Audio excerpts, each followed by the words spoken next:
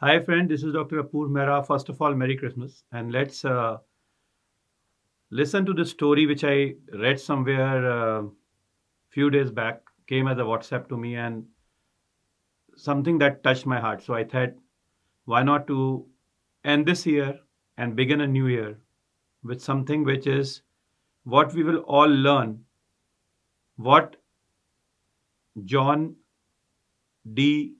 Rockefeller understood in his life. This man in his 30s was very, very rich, very successful in US, and he was holding a strong position in one of the oil refineries. By 38, he became one of the prime owners of that oil refinery where he worked. At the age of 50, this young man, right, was the richest man in US and was quoted as one of the wealthiest men in the world. He had everything at his command. Every day he would live like a king. But suddenly at age 53, he became ill. So ill that his doctors could say that he could not even gulp down his soup. And he just wished that this pain should end. The richest man in the world can buy any food, can take anything. The only thing was he could not eat it. The only thing was he was not enjoying it. So one fine day he got up and he called all his assistants, accountants, and lawyers, and he wrote a will. And the will said that I want to make the Rockefeller Foundation, which is going to work towards the disease, the ill people, the poor people, the sick people, and he wanted to work on some diseases like tuberculosis, malaria, and diphtheria. And this foundation ended up the discovery of penicillin and also channeled the ways towards the healing of most of the diseases whose name I just mentioned. What happened was his contribution to the society, right, started healing the pain in the world. And as a magic, as the clinicians would say, he started healing. He started becoming better. A man who wished death at 53 died as a billionaire at the age of 98. And he lived rest of his life being very healthy. When he was asked about that, what made the difference in his life, he said, giving back.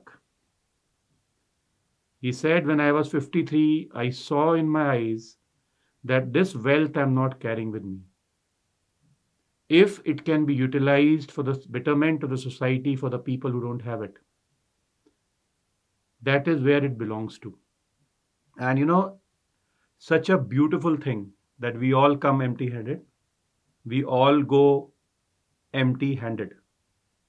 The great emperor Alexander, after winning the world, was asked the last wish.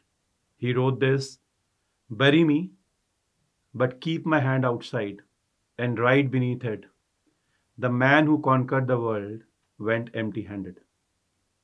So at the end, you know, we all will go away, but it's the legacy that will be something that we leave behind, which will go on from generations to generations, right?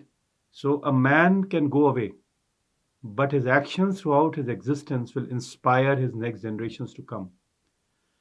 The only existence John D. Rockefeller had was to make a foundation and inspire millions of individuals to do something which can magically make his existence worthwhile. God protects what's useful. His intentions were useful, so his life was prolonged by 45 good years because God believes that there should be good people everywhere to heal earth from pain the way he did. And I just wish that this year and the coming years, this Christmas and the New Year Eve, brings lot of happiness in you. All of you learn the biggest healing is in giving. because the world will only remember the givers. The takers, they just go away. Boom. Thank you very much.